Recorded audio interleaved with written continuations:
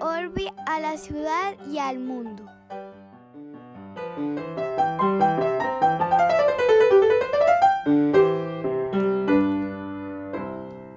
Buenos días, buenas tardes, buenas noches, don David Zuluaga, ¿cómo me le va? Don Octavio Galvis, ¿cómo ha estado? Bien, aquí ya con mucho calor, el verano aquí ahora sí ya por fin. Aquí también, y hoy además con tormenta tropical en Nueva York. Claro, es que allá la cosa es distinta que por aquí, por este otro lado. Acá de hecho me llama mucho la atención que baja bastante la temperatura en la noche, pues por estar tan cerca al desierto. Ah, claro, sí señor. Es más, le voy a echar un dato inútil pero divertido también de este lado. ¿A usted Cuente, le a gustan ver. las palmeras, tanto como a mí o no? Pues sí, no crecí cerca de ellas, pero Yo tampoco. en mis viajes a Barranquilla, donde vive la familia de mi mamá, las asocio pues con esos viajes. Bueno, ahí está. Entonces, cuando usted en algún momento necesite trasplantar una palmera, lo único que tiene que tener en cuenta para que no se le seque cuando la vaya a trasplantar en otro lado, es que cuando la saque de la tierra donde está originalmente, la tiene que trasplantar mirando hacia el norte, ¿Cómo así? porque si no la palmera se seca. ¿De verdad? Entonces usted tiene que marcarla y le voy a decir cómo se dieron cuenta o cómo me di cuenta yo de esa historia. Usted conoce el Brookfield Mall allá en Downtown en Manhattan. Sí, claro, al lado de lo que era el World Trade Center. Exactamente, pues ahí hay, creo que son 16 palmeras. Las palmeras fueron llevadas desde Miami, desde Florida. No sé realmente si fue Miami, pero sí fue el estado de Florida. Se las llevaron a Nueva York, pero no fueron las únicas que llevaron. Porque en la labor siempre, como 2 veces, las palmeras se secaron en ese centro comercial, que además tiene un sistema de riego y de iluminación artificial, pues que las mantiene vivas. Esas palmeras evidentemente están vivas. El centro comercial lo diseñó César Pelli, que es un arquitecto argentino bastante reconocido. Entonces en esa búsqueda se dieron cuenta especialmente de eso, que tiene que dar hacia el norte. Yo simplemente rezo porque no aparezca por aquí algún agrónomo a decir, este señor no tiene ni idea de lo que está hablando. Pero yo lo leí en una entrevista que César Pelli dio y dijo pues que esa era una de las curiosidades que tuvo haciendo ese centro comercial ahí en los años 80. Lo que más me sorprende es que no nos hayamos enterado de eso antes. Pero bueno. Va, que para que usted vea. No. Ahora ya usted sabe, pues si necesita trasplantar una palmera, pues ya sabe qué es lo que tiene que hacer. No creo que se me olvide, aunque dudo de que lo necesite algún día. Pero no se me va a olvidar. Ahí radica el dato inútil, pero divertido. Muy bien, hombre. Y hoy vamos a hablar de San Agustín. Sí, señor. Solamente de San Agustín, no de tierra adentro. No. Vamos a hablar de San Agustín, el filósofo y teólogo y padre de la iglesia del siglo IV después de Cristo. Estamos haciendo un cambio de rumbo radical, ¿no? Pasamos la semana pasada de hablar de la filosofía de la mente, de todas estas teorías, casi todas ellas contemporáneas, es decir, desarrolladas eminentemente en los últimos 2-3 siglos, a una figura que podríamos decir es fundacional para toda la filosofía medieval. San Agustín es un tipo muy interesante. Eso más o menos hacia el año 352 de nuestra era, en el norte de África, en Numidia, se llamaba esa ciudad. El tipo era hijo de un pagano y una cristiana, Santa Mónica, cuya santidad tiene todo que ver con el hecho de haber logrado a fuerza de intensa oración la conversión de su hijo. San Agustín le tocó esa decadencia del Imperio Romano de la que hablamos un poco en nuestro capítulo sobre la soledad, discutiendo en ese contexto la figura de Boecio, a quien San Agustín precede por algunos años y obviamente con distancia geográfica. Pero el cuento es que San Agustín creció en esa Roma decadente, esa Roma que estaba absolutamente imbuida por la cultura de la retórica, donde la vida para una persona con aspiraciones, como lo era San Agustín, inteligente como en efecto lo era, estaba básicamente por la búsqueda del honor, del dinero y de un buen matrimonio. Y su vida giraba en torno a eso, ¿no? El tipo tuvo una vida característicamente romana. Le gustaba el juego, le gustaba el trago, le gustaban las mujeres, le gustaba el teatro y le encantaba la retórica. Era un gran maestro de retórica y cobraba plata por eso. Y era parte de esa... nota, pues uno leyéndole se le nota bastante. Claro, tenía una pluma exquisita. Y y era parte de esa cultura donde el culto a la sofisticación del lenguaje en mucho trascendía la profundidad de los conceptos, ¿no? Roma había asimilado, digamos, a medias la profundidad intelectual de Grecia y se había quedado enamorada del uso del lenguaje con fines persuasivos, pero sin mayor compromiso o interés por profundizar conceptualmente, precisamente a través del uso del lenguaje. De manera que tenía algo así como la apariencia de la filosofía griega sin tener su sustancia. Y en su búsqueda personal que San Agustín narra en tal vez la primera gran autobiografía intelectual de Occidente, sus Confesiones, él cuenta que pasó en la vida por una etapa de escepticismo, tras de la cual descubrió una doctrina que se llama el maniqueísmo. Maniqueísmo es una visión del mundo que dice que hay dos fuerzas que existen, que tienen existencia positiva, ambas, digamos, de origen divino, que son la fuerza del bien y la del mal. Y la totalidad de la vida y de la existencia humana se explica en función del combate en la tierra entre estas dos fuerzas. De hecho, es una doctrina que tiene enorme familiaridad con el zoroastrismo, o sea, la visión de Zaratustra. Es algo así como la versión cristiana del zoroastrismo. San Agustín se convirtió al maniqueísmo. Con el tiempo fue descubriendo las teorías de Platón a través de los neoplatónicos que fueron muy populares en el siglo IV después de Cristo, sobre todo Plotino y Porfirio. En esa época, a propósito, Platón tenía una presencia intelectual mucho más importante en Europa y el norte de África, en el mundo mediterráneo, que Aristóteles. Y entre sus búsquedas y sus ires y venires, en el 386 cuenta que tuvo un momento de conversión. Él describe estar en un jardín leyendo una epístola de San Pablo, también pagano, también con su propia historia de conversión por un momento, digamos, de intervención divina. Y dice San Agustín que en ese momento, digamos, vio la luz, literalmente. Se convirtió y terminó yendo a donde San Ambrosio, que en ese momento era obispo de Milán, a que lo bautizara. Se volvió... Con todos los juguetes.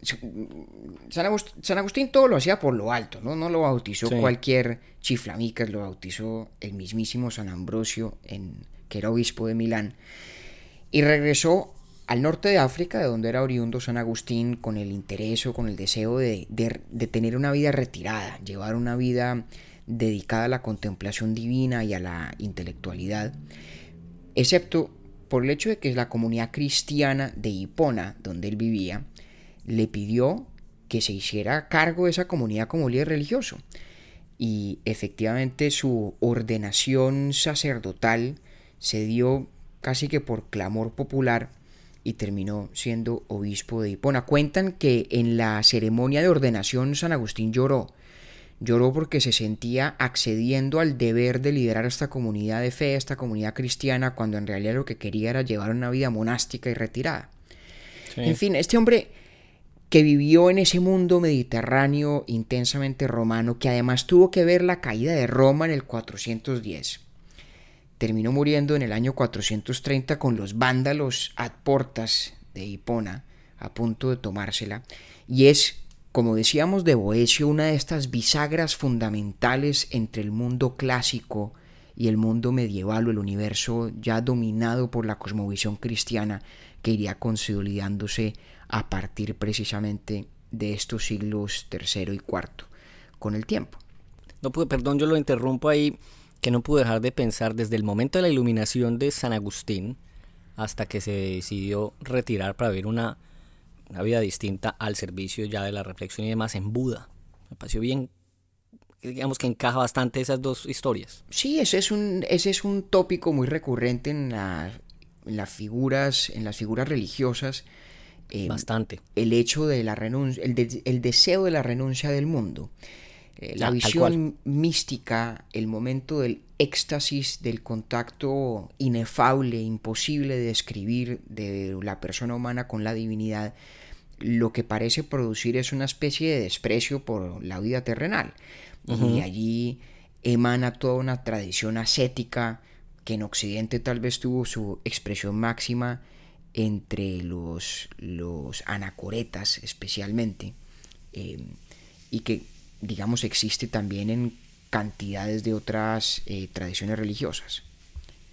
Bueno, como decíamos entonces, está San Agustín en este siglo, finales del siglo IV, principios del siglo V, está colapsando Roma, acoge el cristianismo y se dedica a hacer uso de su inteligencia y de la agudeza de su pluma, de lo que había aprendido en las escuelas de retórica, para contribuir a un proceso que es esencial en la historia del cristianismo, y es la consolidación de la cristiandad desde el punto de vista dogmático. Esto es una pieza contextual importante. La cristiandad temprana es algo así como una comunidad de praxis moral, relativamente sencilla. Piense usted en el Sermón de la Montaña, que tiene unas máximas de conducta alrededor de la solidaridad, de la fraternidad, de la buena voluntad, y que no tiene, digamos, mayor elaboración o sofisticación teológica. Es fundamentalmente... Ni régimen administrativo. Ni régimen administrativo. Es fundamentalmente una religión de la praxis y de la bondad práctica y de la vivencia en comunidad. Pero claro, el cristianismo se expande y florece en el mundo romano, que a la vez es el heredero de esa intelectualidad griega de la cual se empapa el cristianismo también. Y hay un proceso muy interesante de elaboración de la cristiandad en dos dimensiones. Primero, en su estructura, lo que usted precisamente acaba de mencionar, la creación de una institucionalidad, ¿no? De que el que de pronto simplemente predica o ayuda a dilucidar el contenido del texto bíblico pasa a ejercer un rol jerárquico de autoridad dentro del andamiaje institucional de la Iglesia, y por otra parte un proceso de refinamiento de la doctrina, y es lo que conduce a la consolidación de los credos, ¿no? Efectivamente, el Concilio de Nicea en el año 325 redacta el Credo de Nicea, que luego se consolida en el Concilio de Constantinopla, y lo que hay es un proceso de decir, ok, el cristianismo no solamente es una comunidad de práctica moral, sino que es una comunidad a partir de un credo, de una lista de convicciones que son complejas, que tienen hondo calado conceptual, que informan además la interpretación o la exégesis de las Sagradas Escrituras, y que son esenciales a la membresía en esa comunidad cristiana. Ya no es suficiente ser, digamos, una persona de buena voluntad que vive más o menos a la manera que sugiere el Sermón de la Montaña. Hay que además compartir los artículos de fe y de doctrina del Concilio de Nicea y de los subsiguientes, ¿no?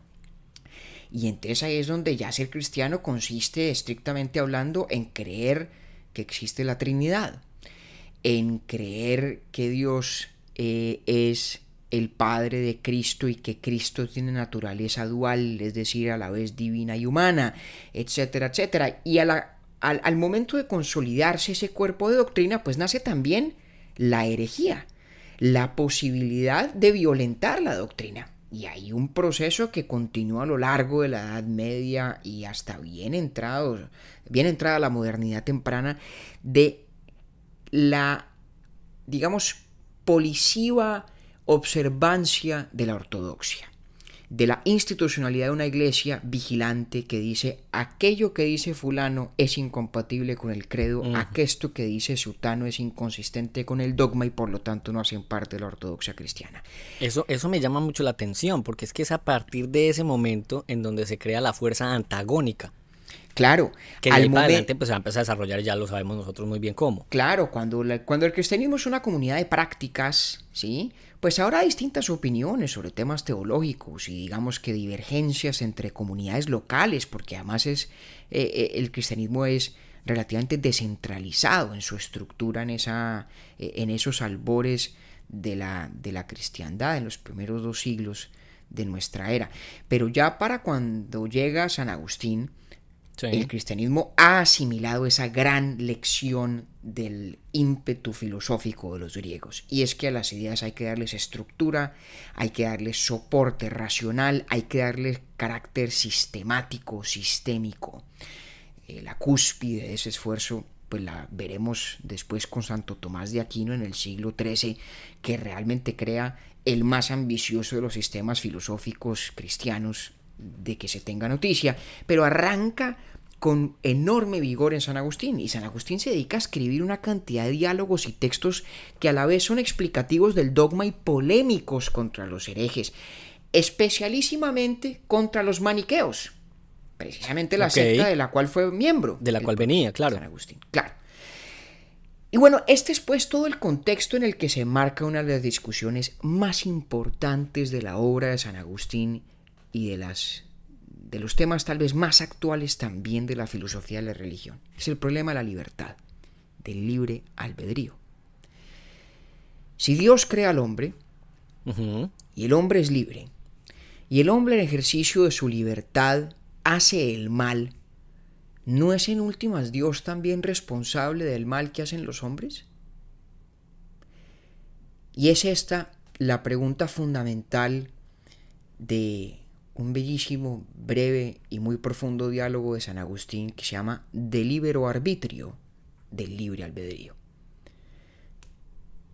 Y a esta tesis, o a esta pregunta, perdón, responde San Agustín para empezar de la siguiente manera. Dice, primero hay que hacer una distinción entre dos formas del mal, ¿no? Está el mal que ocurre, el mal que se padece, digámoslo así, el mal de las calamidades naturales.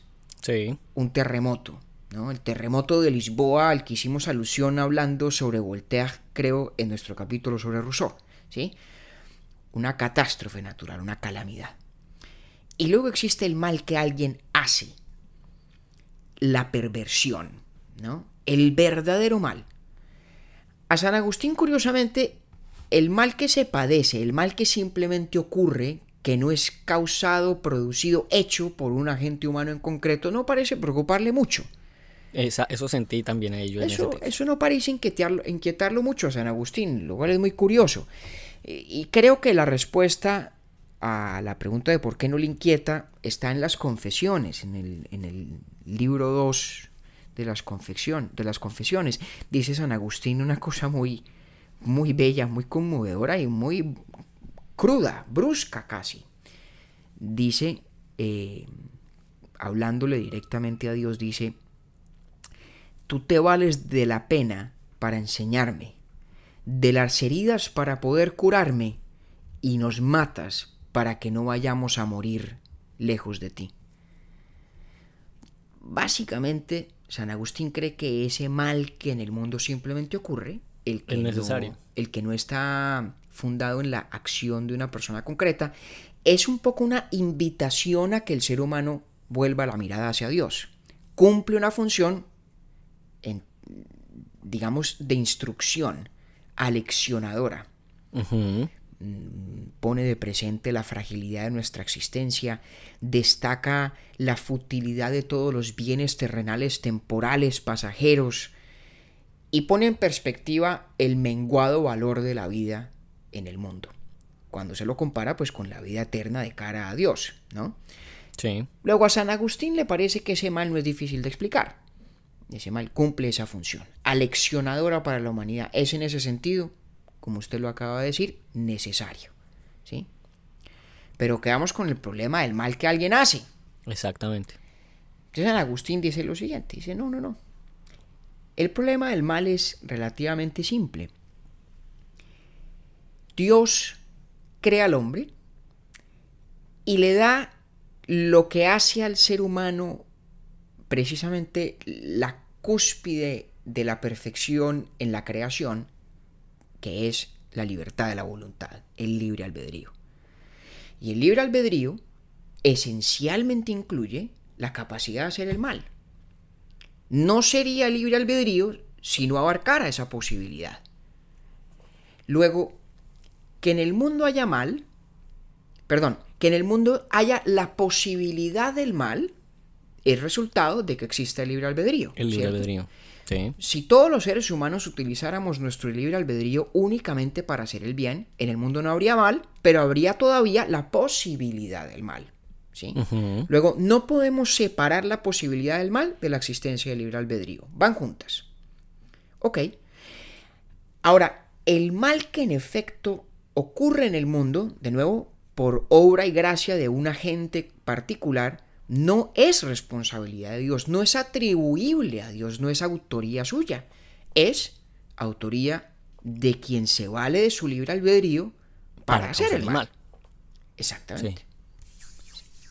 Sí. Y así San Agustín le lava las manos a Dios de toda responsabilidad en relación con el mal que hacen los seres humanos, ¿cierto? A mí lo que me sigue, mientras leía y mientras estoy aquí conversando con usted, lo que me sigue sonando es: ¿y entonces qué hago yo con la partecita de Dios? Creó al hombre a su imagen y semejanza. Bueno, porque la creación de Dios a imagen y semejanza suya, es decir, la creación del hombre por parte de Dios a su imagen y semejanza, explica el hecho de que el hombre tenga libre albedrío. Dios es una criatura eminentemente libre. Es más, por eso San Agustín dice de Dios que es omnipotente. De Dios no se puede decir que realmente tenga libre albedrío en el mismo sentido en que lo tenemos nosotros. Los hombres, sí. Pero Dios es una entidad perfectamente libre. Todo lo que emana de Él emana de su pura, plena, omnímoda voluntad.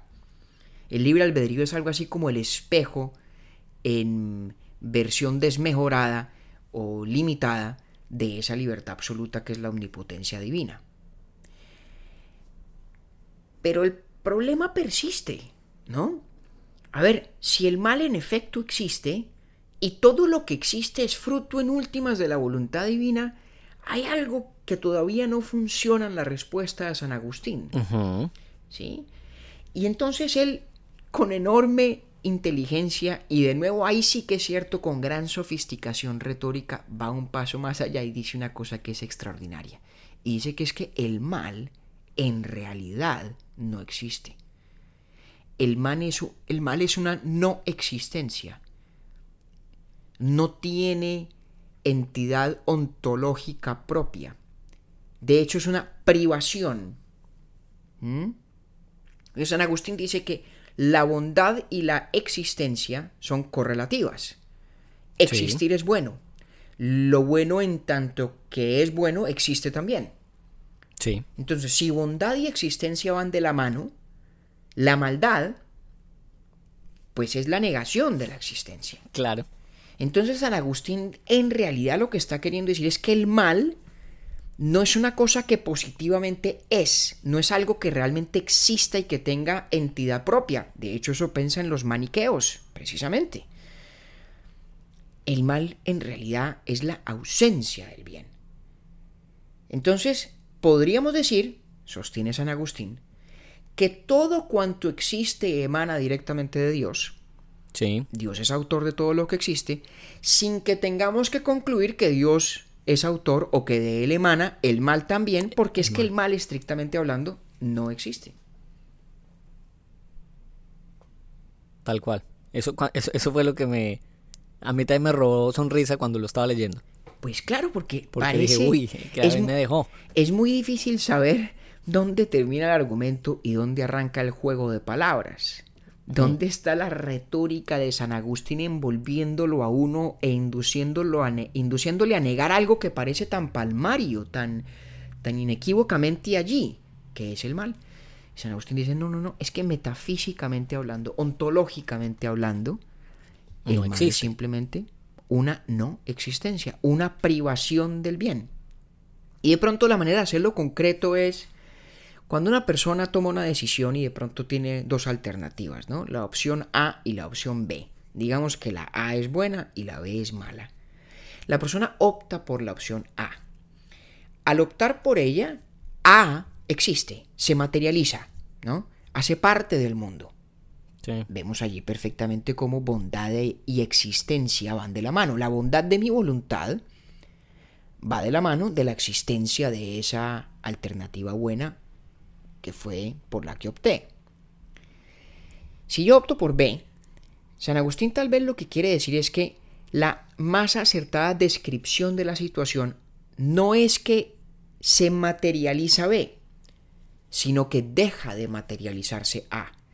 Es decir, lo grave de que yo opte por B es que no hice que A existiera en el mundo.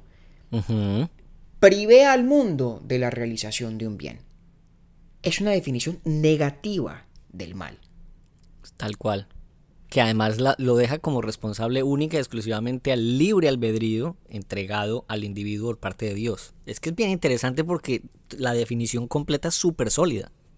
Claro, la definición es sólida y es, digamos, es laberíntica también. Porque entiende uno esa idea de que sin el libre albedrío, pues tampoco existiría la buena voluntad. Dice San Agustín. Luego, tiene que haber libre albedrío para que pueda existir la buena voluntad.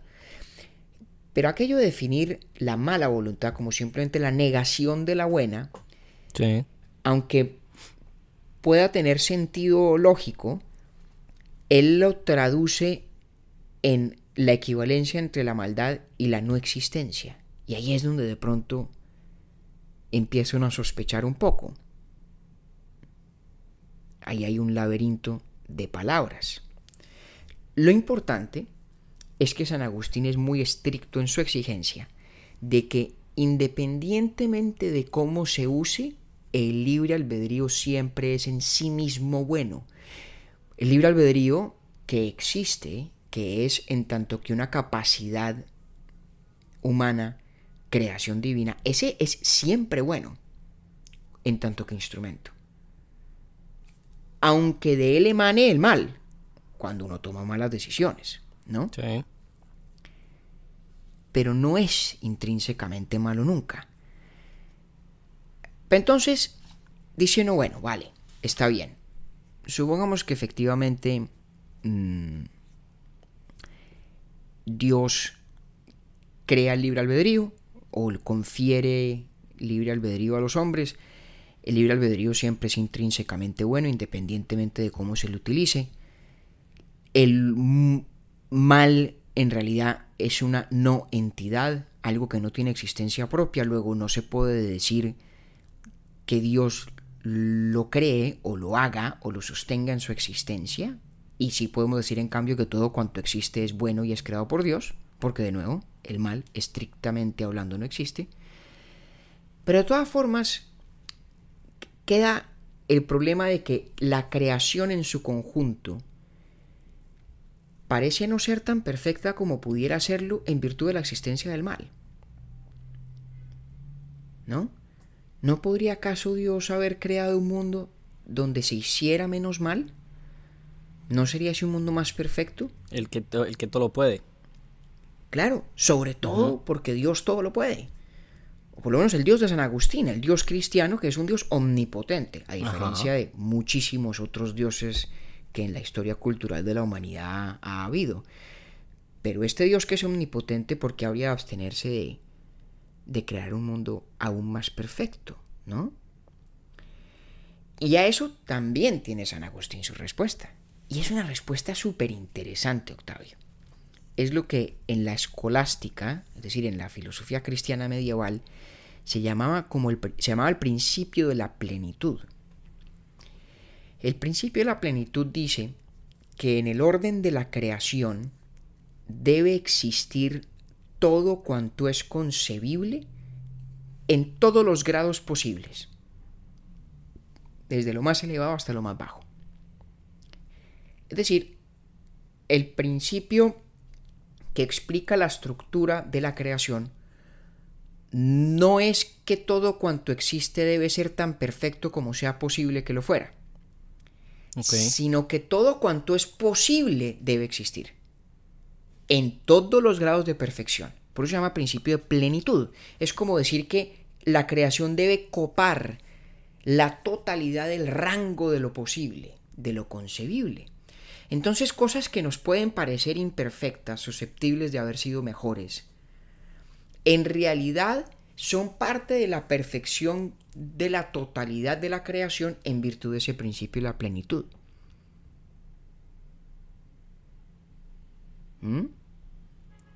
Estoy perdidito un poquito con esa última parte. Véalo así. Digamos que de cada tipo de criatura que en el mundo existe, pensemos en las especies animales, por ejemplo, ¿no? Ok. De cada especie podría uno crear un espécimen que sea el perfecto, idóneo representante de esa especie. Punto. ¿Cierto? De manera que de cada especie tendríamos el más perfecto espécimen posible y nada De más. todos. ¿Sí? Sí. Esa es una forma de conceptualizar la lógica de la creación. Dios es omnipotente.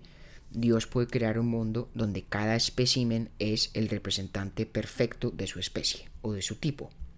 Sí. San Agustín dice, no, no, no. Esa es la forma equivocada de concebir la lógica de la creación. Lo que la creación materializa no es el espécimen perfecto de cada especie, sino todos los especímenes posibles de cada especie. No Ok. se trata de que en la creación esté solamente lo más excelso, sino de que en la creación esté todo lo que Todos los habría niveles sido posibles. posible crear. Por eso se llama principio de la plenitud. De la plenitud. Ahora Tiene sí que ya. estar el pleno, ¿no? La totalidad del espectro abarcado. Entonces, si el principio de la plenitud es la forma correcta de concebir la lógica creadora, Ujú. Dios naturalmente no va a crear únicamente al espécimen idóneo de la especie, sino a todas las versiones posibles de esa especie, desde la más perfecta hasta la más imperfecta. Pensar como que en el mundo... Dándole a todos, además, entregándole lo mismo, el libre albedrío. Bueno, depende, ¿no? Porque solamente el ser humano en la creación... no, tiene hablando libre de los albedrío. hombres. Sí, hablando del ser humano, Hablando sí. de los hombres, Hablando sí. del ser humano, sí, claro, porque, y esto es muy importante en la metafísica tanto platónica como aristotélica, más clara en la de Aristóteles, pero cierta también de Platón, cuando decimos especie, estamos diciendo un conjunto de especímenes que comparten una naturaleza común, unas características esenciales comunes, aunque tengan atributos o accidentes que son diferentes, y ahí se explica por qué unos más perfectos que otros. Entonces, en la especie humana, el libre albedrío es parte de la esencia de esa especie, de esa naturaleza que es común a todos sus especímenes, ¿sí? Pero, por ejemplo, el hecho de que uno, no sé, sea más alto que el otro, que uno tenga una mayor propensión a la alegría que el otro, que Sí. esos son atributos o accidentes que explican la diferencia entre un espécimen y otro, pero que no hacen la diferencia entre ser miembro de la especie humana o no serlo. Ajá, exactamente. Entonces, claro, hablando de los seres humanos, todos con libre albedrío, pero todos con distintos rangos de perfección en sus atributos y accidentes, pero también incluso en la capacidad de valerse del libre albedrío para hacer el bien. Entonces, También. ese mal que ontológicamente no existe, nos dice San Agustín, pero que podemos lógicamente concebir como la ausencia del bien, hace parte del conjunto perfecto de la creación en virtud de este principio de la plenitud. Entonces fíjese cómo San Agustín nos lleva de una doctrina que explica por qué la persona individual y no Dios es responsable del mal uso que le da a su libre albedrío, justificando a la vez que el libre albedrío siempre es intrínsecamente bueno, tratando de persuadirnos de que el mal, técnicamente hablando, no tiene existencia, y luego explicándonos cómo el conjunto de la creación de todo cuanto existe, incluyendo lo que parece ser imperfecto en él, en realidad es una totalidad perfecta porque exhibe, encarna este principio de la plenitud. De la plenitud. Eso va a parafrasear aquí a nuestro productor Camilo Zuluaga. Eso es fascinante. Absolutamente fascinante. ¿Usted se imagina la flexibilidad intelectual y la creatividad que hay que tener para armar este tinglado conceptual? Es que es un Pero problema además le voy a decir una mayúsculo. cosa, y lo que más me gusta aún es de dónde viene él. Claro. Sí, porque digamos que su conversión, que usted pues sabe que a mí ese tema me llama mucho la atención. Entonces es como que yo empiezo también ahí a juntar ese rompecabezas y me lo imagino viniendo del maniqueísmo, consiguiendo la iluminación y haciendo esta reflexión del Dios cristiano, explicando el mal, pues que es un concepto tan importante para la misma iglesia. Claro, y que es, digamos, una realidad palmaria para todas las personas. Y además siendo una pregunta tan dura en nuestros días todavía. y seguramente lo seguirá haciendo siempre, ¿no? Exactamente. No creo yo que el mal se tome vacaciones nunca, mientras Yo tampoco. en la humanidad, en la existencia de la humanidad. Y ese punto en donde dice el mal es una no entidad, ahí ya me parece que ese es un cimiento súper importante para el concepto de San Agustín. Claro, porque es lo que le permite conservar esa capacidad de atribuirle a Dios la totalidad de la creación sin atribuirle absolutamente nada del mal. Uh-huh. Separar, digamos, en su libro contable de la responsabilidad y la autoría lo que sí existe, que, como decíamos, al estar la existencia correlacionada con la bondad, es todo lo existente atribuible a Dios, y lo que técnicamente hablando es no entidad o no existencia, que es toda la negación de la bondad, que es pura y llanamente responsabilidad del ser humano. Pero, don Octavio, ahí no se agotan los problemas para San Agustín. San Agustín tiene un par de problemas más que resolver todavía, porque la cosa es bien complicada, ¿no? El primer problema que tiene es, bueno, muy bien, ¿y qué pasa con lo que se conoce como la presciencia divina? Uh-huh. Es decir, exactamente, esa característica de Dios de que lo sabe absolutamente todo, incluyendo hoy y el siempre. futuro. Hoy y siempre. Exactamente. ¿Cómo es eso de tener un libre albedrío que se supone que puede irse por A o puede irse por B sin pero que el nada... diablo igual sabe. Pero Dios ya sabe por dónde va a coger. Sí, tal cual. Eso es un problema complicado también, ¿no? Hay muchas soluciones. Algunas de ellas tienen que ver con la dimensión de la temporalidad y explicar que la forma como Dios tiene conocimiento no es un conocimiento que ocurre en el tiempo, ¿sí? Yo no puedo decir Dios sabe ya lo que yo voy a hacer mañana porque Dios está allende la temporalidad. Esa es una familia de soluciones que existen en la tradición teísta. Pues la de San Agustín es un poquito diferente y a mí me parece muy inteligente también, pero también es laberíntica, ¿no? Como aquella que niega la entidad de la maldad. Y es un argumento que dice básicamente lo siguiente. Porque es que le pregunto una cosa, ¿San Agustín alguna vez escribió una cosita como más lineal? Le gustaba bastante ir de un lado al otro y después armar todo el concepto y entregarlo, pero Bueno, hay unas, sí, tal vez tiene otros textos que tienen más el cariz de un tratado sistemático, pero en este del libero arbitrio va y viene porque está en un diálogo. Sí. Está en un diálogo. Pero mira el argumento de San Agustín sobre la presciencia divina. Básicamente San Agustín dice, sí, Dios sabe, pero eso no significa que lo esté obligando a usted a hacer nada. Que Dios tenga la presciencia de que usted va a hacer A no es equivalente a que usted esté obligado a hacer A. Uh-huh. Y el argumento me parece que todavía ahí es difícil de digerir hasta que suelta San Agustín una analogía que es bien poderosa. Y dice esto, ¿no? Así como la memoria, ¿sí?, de lo que ha ocurrido en el pasado no obliga a que aquello haya ocurrido, sí, la presencia de Dios hoy no obliga a que en el futuro nada ocurra. Boom, otra vez. Ah, ¿qué tal la inteligencia retórica de este tipo? Claro, porque uno dice, a ver, hombre, sí. Obviamente el hecho de que yo recuerde que X ocurrió en el pasado no puede ser la explicación de que X haya ocurrido. ¿Sí? Claro, si X ocurrió y yo recuerdo que X ocurrió, la memoria y el pasado son concordantes. Y si la memoria es más o menos acertada y confiable, no habría memoria si no fuera cierto que en el pasado aquello ocurrió. O sea que el hecho en el pasado y mi memoria de aquel hecho en el presente sí están conectadas.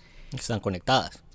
Pero la conexión no es tal que la memoria explique que aquello haya ocurrido. No lo explica. No lo explica, usted tiene el recuerdo. Es un hecho independiente, sí, pero que, digamos, garantiza, si la memoria es confiable, que aquello en efecto ocurrió. Entonces, esta analogía tan inteligente y yo creo que un poquito engañosa también. También la siento un poquitico, ¿no? Totalmente engañosa San pues. Agustín. Dice entonces que la presencia de Dios hoy, de que yo haré tal o cual cosa mañana, pues garantiza que eso será cierto, pero no hace que sea cierto. O mejor, da certidumbre de que eso ocurrirá, pero no explica o no causa o no obliga a que ocurra.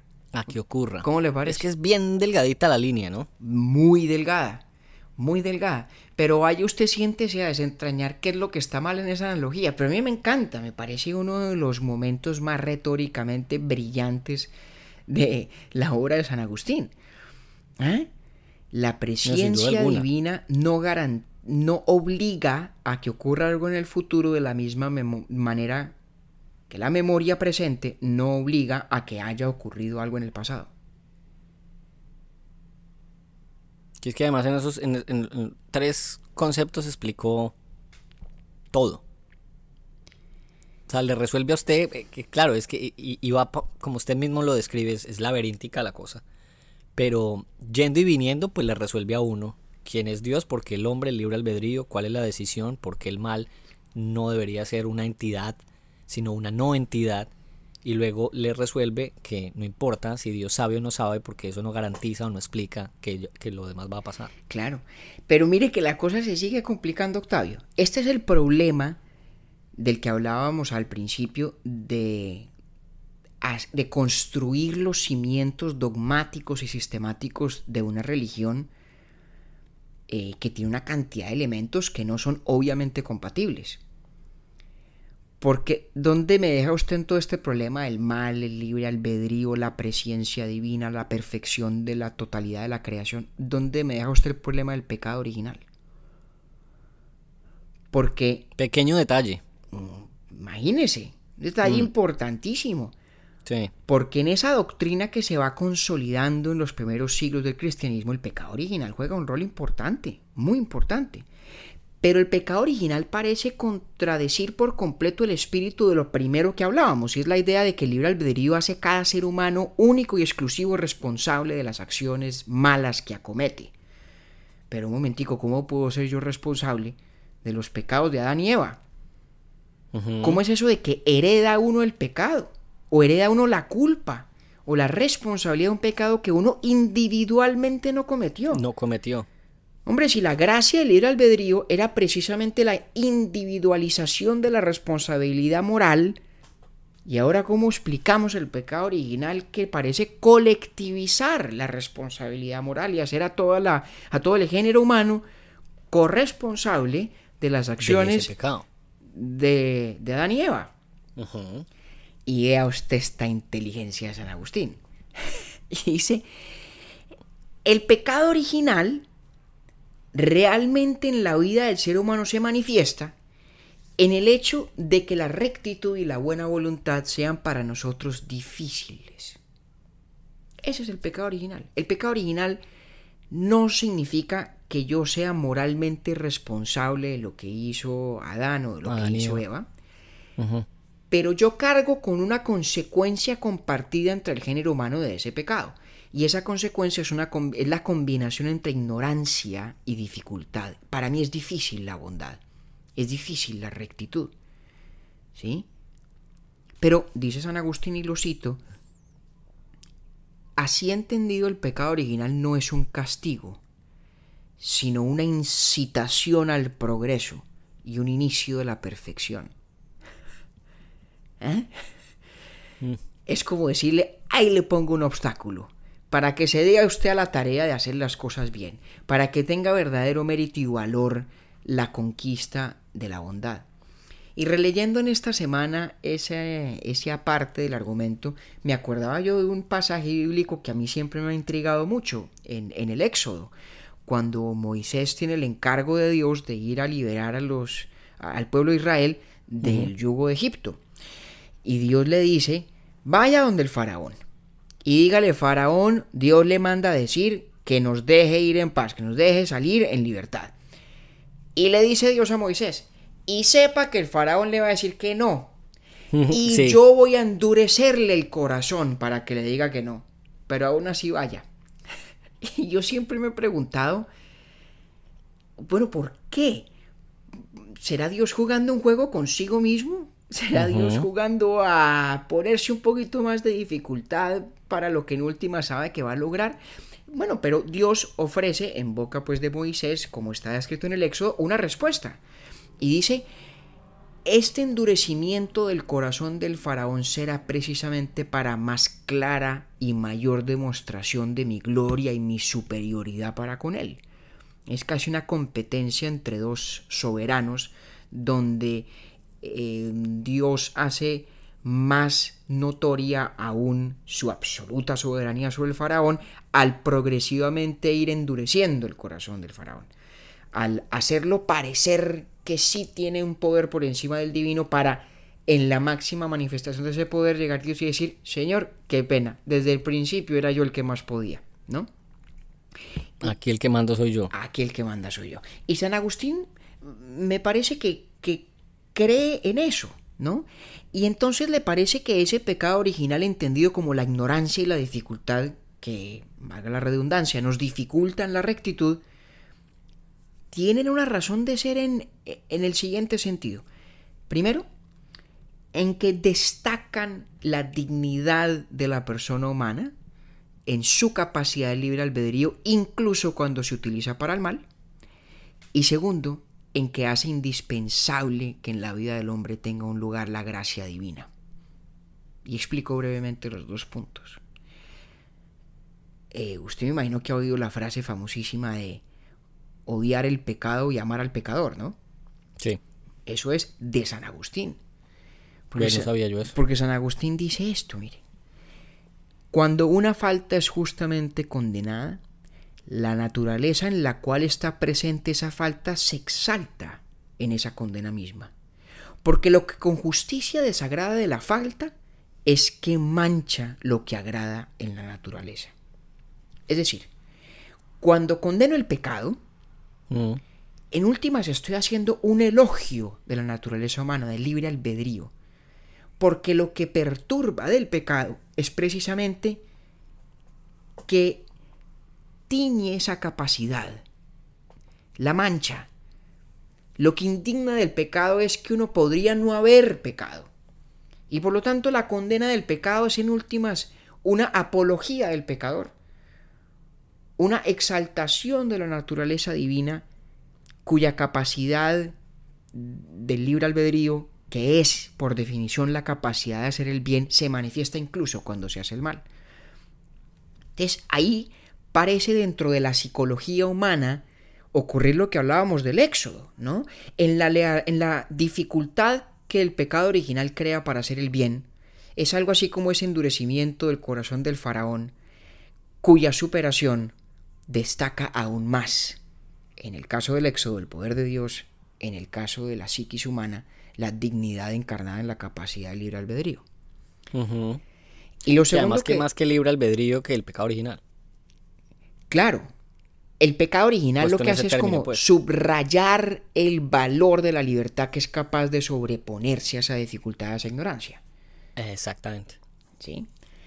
Y lo segundo que hace esa doctrina del pecado original en San Agustín es darle un espacio, un lugar esencialísimo en la vida del ser humano a la gracia divina que es gratuita. Porque hay un detalle de todo este argumento que no hemos abordado, Octavio, y es que el libre albedrío para San Agustín es algo así como un gran vacío. Hay algo dentro de nosotros, en la voluntad, que hace que optemos por una cosa o por otra, por A o por B. Ese algo no puede ser una causalidad natural, no puede ser la neuroquímica de nuestro cerebro, ¿sí? Para volver a lo que hablábamos la semana pasada en Filosofía de la Mente, esa no puede ser la explicación para San Agustín, porque el libre albedrío es exento de toda necesidad, de toda causalidad natural. Pero si ahí no hay nada, si esa voluntad es un absoluto vacío, ¿qué podría explicar que alguien opte por A o por B?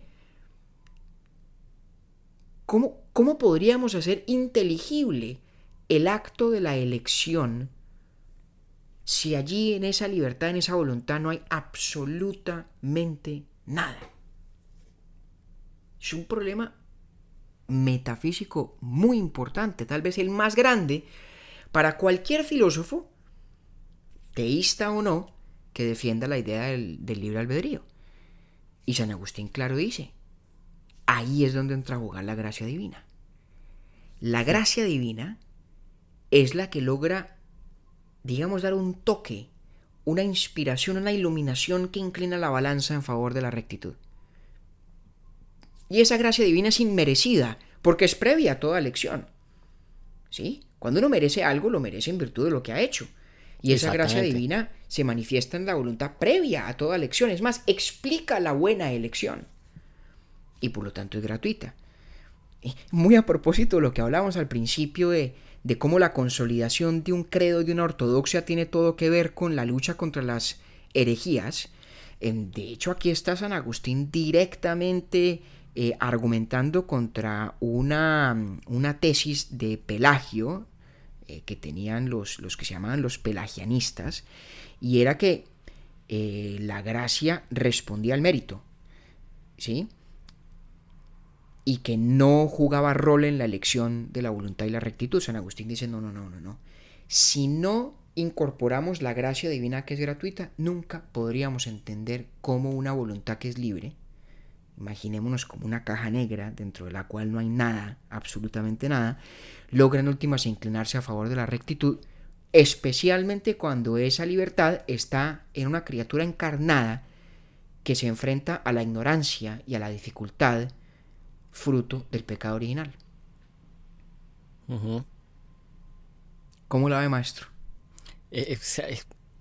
Desde que lo empecé a leer, es muy extraño lo que me pasa a mí con San Agustín, porque no me enreda tanto como otros que me han enredado más el caminado en este ejercicio,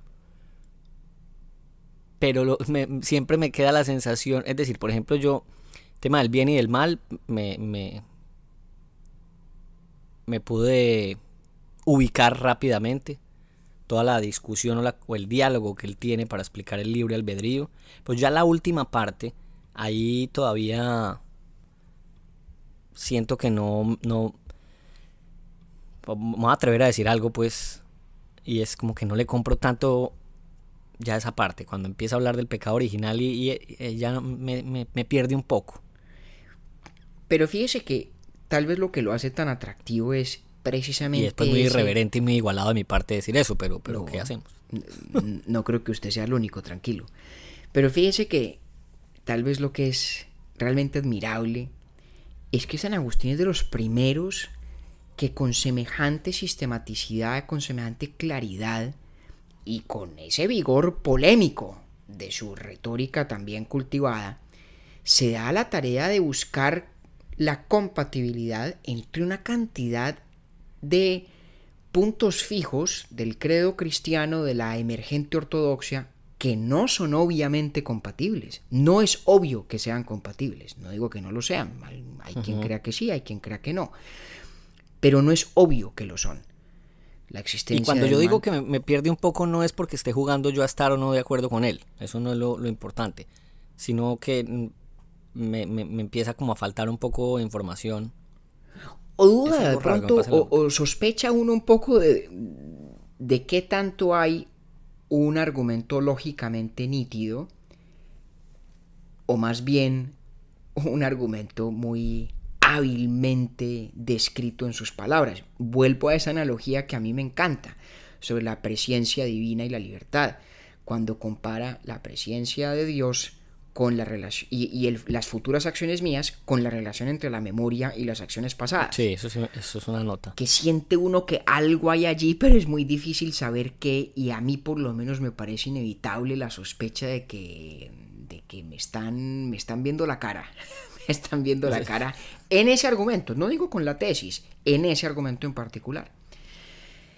Pero hombre, don Octavio, yo creo que nosotros nos debíamos hacía muchos días abordar uno de estos puntos de convergencia fascinantes entre la religión y la filosofía, de gran calado y contenido filosófico, y que además hacen parte de esa era extraordinaria, son fundacionales a esa era extraordinaria que es la filosofía medieval, a la que regresaremos en el futuro sin duda alguna.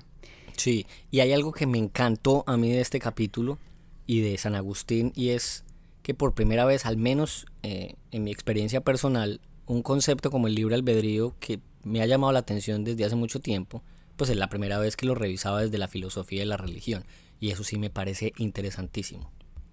Ahí está. Eso me encantó. Ahí está. Estamos tal vez todavía en esa tradición extraordinaria que podemos decir en gracia y discusión San Agustín inauguró con bombos y platillos, de tratar de abordar la fe racionalmente, actitud que no han tenido necesariamente todas las tradiciones religiosas de la humanidad. Eso, exactamente. Y que es fruto precisamente de esa combinación histórica del el cristianismo en expansión en una Roma dedicada a la polémica retórica, imbuida también de la fascinante filosofía griega y su afán de explicar racionalmente el mundo. Bueno, hoy póngame la musiquita, pero para hacer un par de saludos y reconocimientos y de bienvenida. Hay unos oyentes muy queridos que nos han escrito juiciosamente en el correo, que valga también la oportunidad para recordar nuestras medios de comunicación. Entonces tenemos urbietorbi.podcast.com, ahí nos pueden escribir sugerencias, reclamos, quejas. La cuenta de Instagram, Urbietorbi Podcast también se llama. Y el correo se llama urbietorbi.podcast@gmail.com. Y entonces hoy, compañero, yo quisiera saludar a don Juan Manuel Alzate Vélez en Medellín, que además es columnista del Colombiano. Sí, señor. Juan Manuel es columnista del Colombiano. El otro día, después de que nos escribió, estuve yo curioseándole una columna sobre Montesquieu, que me gustó mucho. Sí. Porque Montesquieu es uno de esos pensadores políticos no solamente importantísimos, sino que dijo muchas más cosas interesantes de las que suelen atribuírsele y recordarse. Luego, yo creo que en honor a Juan Manuel tendremos que hacer un día un capítulo sobre Montesquieu. Y usted nos tiene por ahí otro nombre en el tintero. ¿Cómo le parece que esta semana por lo menos recibimos confirmación explícita de nuestra primera binge listener, ¿no? Como se dice en inglés, que es ese hábito hijo de la era del Netflix, de uno en un día verse una temporada completa de una serie. Pues ¿cómo le parece que Erika Silvestri en la Florida, desde donde nos escribió, encontró el podcast, nos cuenta por un taller de lectura del cual participa y una compañera suya se lo refirió, y en una semana se escuchó todos los capítulos que hemos grabado? Hágame usted el favor. Eso es un mérito mayúsculo. Y dice mucho más, yo creo que dice mucho más de la paciencia de Erika que de la calidad de nuestros capítulos. Yo también estoy convencido de que es por ahí más bien la cosa. Pero no deja uno de entusiasmarse viendo que para alguna persona que otra lo nuestro pueda prestarse para binge listening, como las buenas series de Netflix. Para que usted vea. Ahí hacemos el match con Los Gatos California. ¿Se acuerda? Donde están los servidores de Netflix. Donde están los servidores de Netflix y donde pasa trotando Mario Chamorro cada domingo escuchándonos a nosotros. Maravilloso. Compañero, muchas gracias. Nos vemos entonces dentro de 8 días. Gracias a todos por acompañarnos nuevamente por aquí en este programa. A usted, don Octavio. Y creo que nunca antes, mejor dicho, mi Dios le pague. Literalmente. Hoy está perfecto. Mi Dios le pague, le dé el cielo. Hasta la próxima.